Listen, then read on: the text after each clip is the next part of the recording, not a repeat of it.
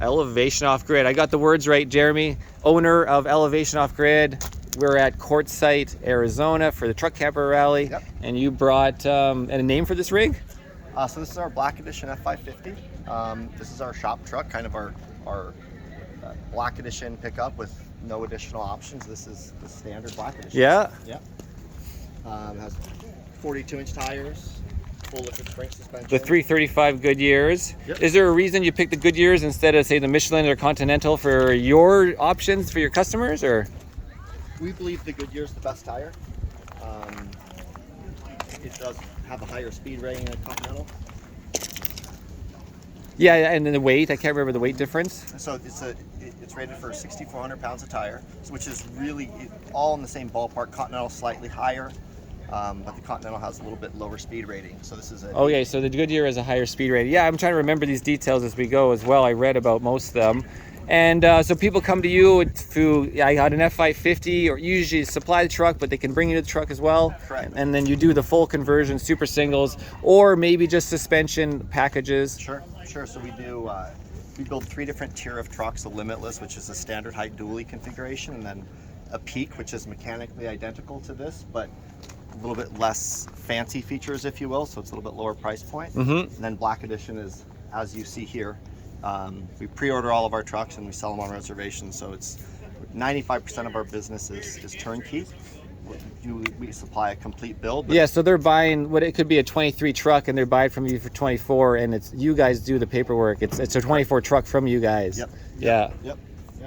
And you're located, Colorado somewhere? Denver, Colorado. Denver. Yeah. All right. Yes. And how long have you had Elevation there? Or what was before that? Did this mold into something else, or? No. So Elevation Off Grid is always been in Denver. My history is in the automotive industry, and more kind of aligned with the exotic, high-end road course cars and that sort of thing. And You mean you were into doing road course racing, track days yourself? Yep. Did you race too? Not professionally, not amateur, but it was a big hobby of mine. I'm a pretty hardcore car guy. Yeah, like a track day guy, right? Yeah, for sure. I mean, I come from the road racing world, and nice. super bikes, semi-retired pro superbike racer. So I've been to all the tracks of America, from Road America to Coda to. I raced the Pikes Peak at the 100th anniversary, which was 2016. Yeah. Yeah, I rode for Hollywood Electrics on an electric supermoto up there. Nice. So. That's awesome. A little. This practice was scary. I can tell you. In the race, I was a lot safer in the race than practice because you don't know any of the corners. Right. What was it? 156. Wow, Or was it more than that? I don't remember. But we're talking about trucks, guys. So you've been installing liquid springs for how long? Like, what's the story on your relationship with them? And Yeah, so we started working with them kind of in the development stages of this kit. And, the first truck that it was on for a production variant was ours, and kind of go through and refine it. And, there's a couple special variants that are made for us for our pickup builds. And other than that, it's been on every ambulance for 15 years or so. Do you know when? I don't even know when Liquid Springs started. Then I guess when they first. They're over 20 years old. Yeah, when they were first incorporated, or. Yeah. Is there a family company, Liquid Springs, Yes. or? Yeah. Okay. Yep. So they're privately owned. Do you know the last name of the family? I Come back to you later, maybe later in the video. Later, yeah. I've never looked it up actually. Liquid Springs, they just started following me the other day. I thought it was kind of funny. Nice. Whoever's in their marketing department. But you actually do your social media as well. No, I don't. No, we have a social media team. Oh, but you're on yours. Oh, I see. Yeah, they forwarded you stuff, right? Yep. Gotcha. And you went with what brand of winch on your typical build here on your bumper?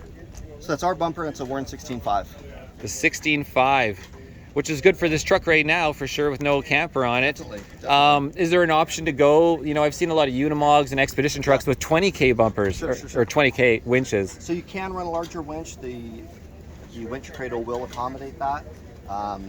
We find the 16.5, just because of its form factors, is usually good enough if you are above that GVW, a snatch block or something. Yeah, you're going to snatch block it and run it twice, as long as you have the distance of the rope. As long as you have the distance, right? Exactly. How much, in the synthetic lines, I guess, is there a certain length? I mean, I have a winch, but it's on my side-by-side. I never figured out what the length was. So we run 100 foot. Okay, so you definitely pick a good mount. Yep. Yeah. Yep. What do most people run on their winches? Like stock or off-road guys at King of Hammers? I couldn't tell you. Yeah. I couldn't tell you. And what are you using? Baja. Yeah, I love how seamless. I saw this earlier. I'm like, well, that's really cool. The faceplate became the bumper, right? Yeah. We kind of try to integrate it, and our thing is kind of like a factory plus style build. Okay, and you got a couple little different things here on the sway bar. You've changed the sway bar link on here, and correct. And then you threw in a shock, a Fox there for steering, bump stop, and then of course the liquid spring install. And did you do what else did you do besides on the stall there? Because normally it's not a height issue. You don't have to have like a riser at all for like, you know. Right. So the way liquid spring is sold is, or at least in the 550 platform, there's a 2-inch lift, which is what this truck is. So if you think about a 2-inch lift to run a 42-inch tire, it actually keeps the center of gravity pretty low. So I'm a little confused because usually I see a spacer, but maybe is it not with the liquid spring? That's just when they do coil? Correct. So all the geometry for the lift itself is built into the strut. Yeah, so they make them a certain length for this application. Yep. And so you don't need to do a lift at all technically. There's no lift piece. It's just the liquid spring piece, yeah. Because you just have a longer shock absorber, which happens to be the spring under silicone, like kind of a compressant, right? So it's a longer strut, and then obviously the geometry will change based on ride height. So if you were ordering liquid springs, but you weren't doing a super singles, is it the same part number though, in the same truck? Nope. So they're different lengths? Different, yeah. Okay, so don't screw up and decide later you want to switch to super singles. Yeah, so it's if you're building, a standard height dually truck, you're going to order a standard height kit. If you're building, a truck like this, you'll run a 2-inch kit. Gotcha. Yeah. And of course the rear, the whole springs are gone, and then it looks hilarious. It looks funny because then all of a sudden you're like a huge control arm, right? Yep. So it basically turns into a 4-link system. Technically 5, people call it a 4, and no leaf springs. And it weighs a little bit more, I read, or somebody told me, than the original spring system. Yeah, so overall it's adding about 300 pounds curb weight. Okay, yeah. And I guess the closest thing to compare it to is like in the side-by-sides now, and the Polaris and now the Mav, smart suspension, electronic valve, adjusting suspension to all the parameters. How many sensors are in this one? Do you have them all thrown out easy, or? So you have 4 height sensors, and you also have a steering sensor, which...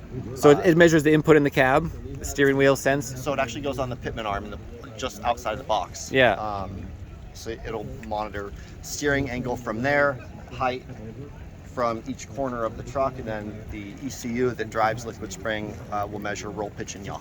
Okay, and they actually haven't given anybody prototypes of the leveling for RV yet. There's no prototype of that out there. The RV leveling feature? Yeah, so we've had it on one of our trucks since early 21.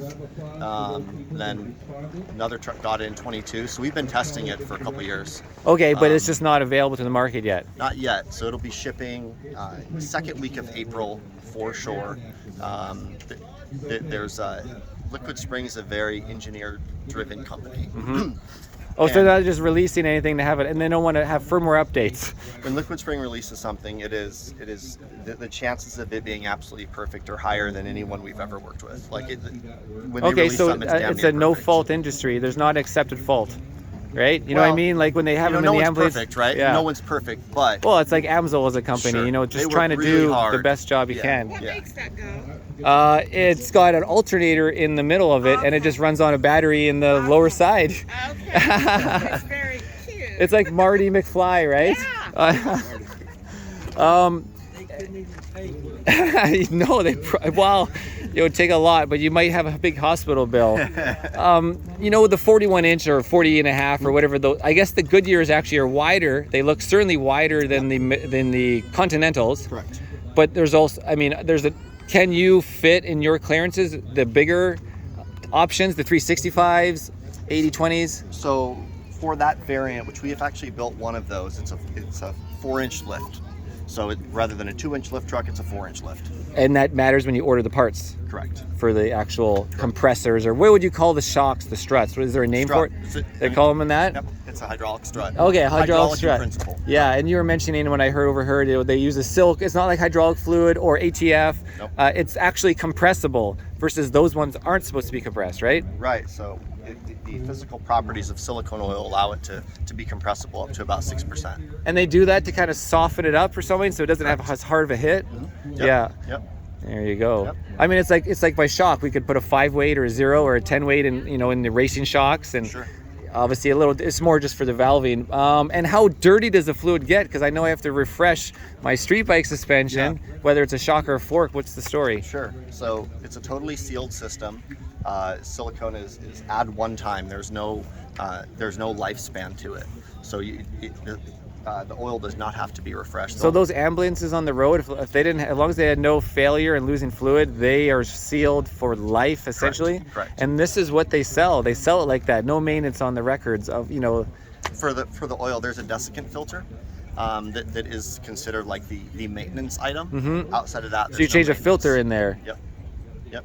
Well, do you know what kind of micron filter are we talking about? So it's a desiccant filter. What does that mean? Desiccant filter will pull moisture out of the air. Oh, okay. So for the primary reservoir that Of holds course, fluid, it's got all the condensation is your only enemy then, right? Yep. Like your brake fluid. Yep. Yeah. Like brake fluid. Oh, cool.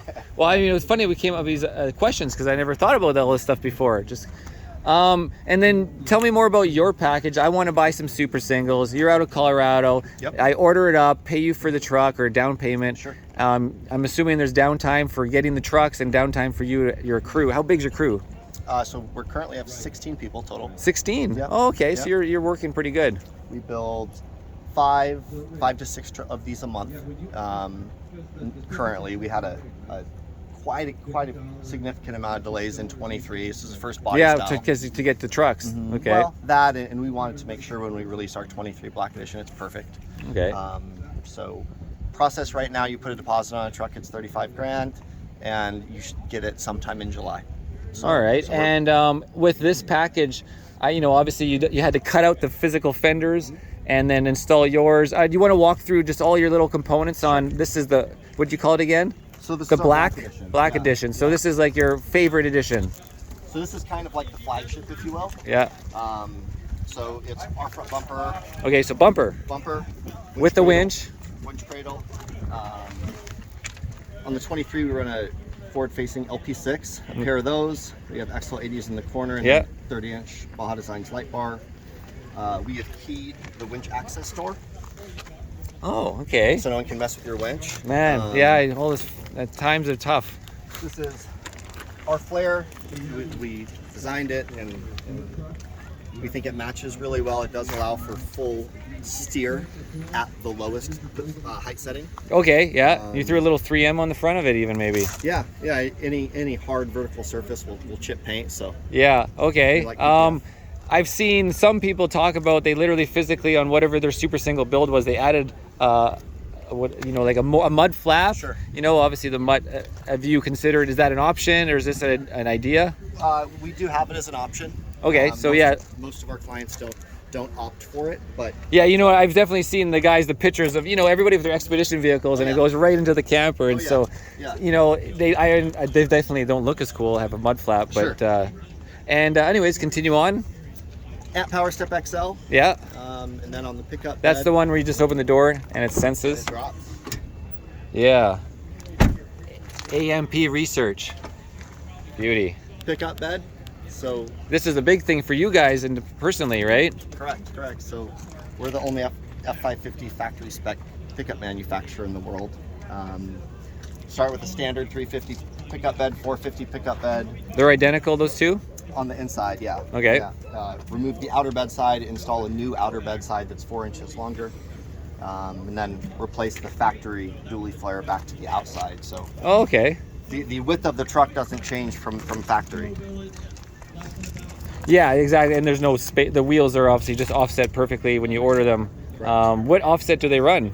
So front and rear track width is perfect. Yep. The wheels can be rotated front to rear. However, we don't rotate them. I think if someone wants to rotate them, they certainly can, but we generally recommend, 3,000 miles, keep it consistent. That's going to give you your best wear pattern on the actual tire. Well, do you usually get usually wear on the front outers from steering is on my truck? Potentially really depends on loaded weight. How you're driving the truck, where you're driving it. But yeah, all tires will get a wear pattern. So when you rotate it, it's like, well, Yeah. you better either do it consistently and religiously, or just leave it alone, and you know, you'll get slightly less life out of the rears. For sure. But yeah. Are you carrying a spare with this one? No. No. Nope, we don't carry a spare anywhere we go. That's kind of been our thing, unless you travel, you know, way outside. The of hard country. point when it's hard to find anything, right? Yeah, or by yourself, expedition style. And Liquid Spring, that's right. I've seen it before. They actually market their own hitch. Correct. Well, yes. So that hitch is made for us by them, and it's specific to our pickup variant. What's the weight? I guess I have to read it, but It's a 20,000. 20,000 pound weight distributing. Yeah, okay. Or 2,700 tongue weight. Max tongue weight, 2,700. Yeah. Oh, okay. Anything else? What's the next thing that you might have had to do? Sound dampening, other things like that? So we have a pretty substantial options list that, you know, a client can go through and inspect. But that's all in the black edition, though, or? Not standard. Oh, okay. So there's some other options on top of that. Yeah. Gotcha. Yep. But this one you did sound dampening. Do you rip the whole dash apart? That's a huge pain in the ass, huh? So the dashboard stays in the vehicle, but all the other interior components come out. Okay. So, headliner, all the door panels, rear cab panel, seats, carpet, all that. Yeah, all down through. Yeah. All right, so that about covers it. That about covers it. All right. Well, hopefully at some point when you want to go for a little test drive, I'd be curious to be in it, but also get out and watch you kind of go through at whatever, you know, slower 30K or 6K and kind of go through a wash or something. Sure, yeah, we can do that. Absolutely. Yeah.